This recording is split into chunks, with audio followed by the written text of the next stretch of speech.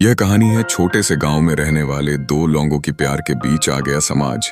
आयुष और सान्या की मुलाकात बिल्कुल फिल्मी अंदाज में हुई थी। एक बरसात की शाम कॉलेज की लाइब्रेरी के बाहर जब बिजली गई थी, दोनों एक ही छतरी के नीचे आ खड़े हुए। बारिश की बूंदें उनके चेहरों पर गिर रही थीं और एक अजीब सा आकर्षण उन्हें खींच रहा था। उस दिन से उनकी बातें शुरू हुईं और धीरे धीरे दोस्ती गहरी होती चली गई। मगर आयुष के दिल में एक राज था। वो कुछ ऐसा छुपा रहा था जिसे अगर सान्या जान लेती तो शायद सब खत्म हो जाता। दिन बीतते गए और दोनों की नजदीकियां बढ़ती गईं। कॉलेज के हर कोने में उनकी हंसी गूंजती थी, पर सान्या ने कई बार महसूस किया कि आयुष अचानक गंभीर हो जाता है, जैसे वो किसी डर में जी रहा हो। एक दिन जब वो पार्क में बैठे थे, आयुष ने उसका हाथ पकड़कर कहा, सान्या, अगर तुम्हें सच्चाई पता चल गई तो शायद तुम मुझे कभी माफ नहीं करोगी। सान्या चौंक गई। उसने तुरंत पूछा, कौन सी सच्चाई आयुष? मगर उसी वक्त उसका फोन बजा और वो बात वहीं रुक गई। पर सान्या की आंखों में अब सवाल ही सवाल थे। अगले कुछ दिनों तक आयुष उससे दूर दूर रहने लगा।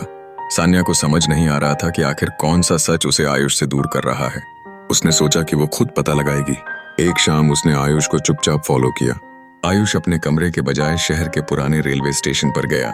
वहां उसने किसी अनजान आदमी से मुलाकात की।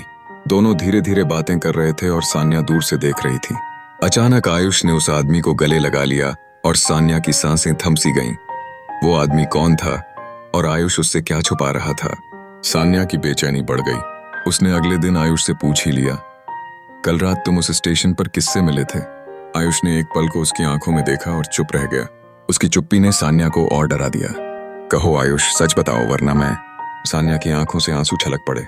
आयुष ने आखिरकार कहा, वो शख्स मेरा अतीत है सान्या, और उस अतीत में ऐसी सच्चाई है जो तुम्हें तोड़ देगी। सान्या का दिल धड़क उठा। उसने कांपते हुए कहा, तो मुझे भी जानने का हक है। और तभी आयुष ने अपना बैग खोला और कुछ ऐसा निकाला जिसे देखकर सान्या चीख पड़ी। बैग में खून से सना हुआ पुराना खत और एक टूटी हुई चेन थी। आयुष बोला, ये मेरी माँ की आखिरी निशानी है। उनका कत्ल हुआ था और इस कत्ल के पीछे वही लोग हैं जो अब तुम्हें भी नुकसान पहुंचाना चाहते हैं। से सान्या का पूरा शरीर सिहर उठा। वो आयुष को देख रही थी जैसे उसकी जिंदगी अचानक किसी रहस्यमयी पहेली में बदल गई हो। आयुष ने उसका हाथ कसकर पकड़ते हुए कहा, अब तुम सिर्फ मेरी मोहब्बत नहीं हो बल्कि मेरी लड़ाई का हिस्सा भी हो। तय करो सान्या, क्या तुम मेरे साथ इस अंधेरे सफर में चलोगी? कहानी यहीं रुकती है, पर आगे क्या सान्या साथ देगी या डर कर पीछे हट जाएगी? यही होगा अगले भाग में।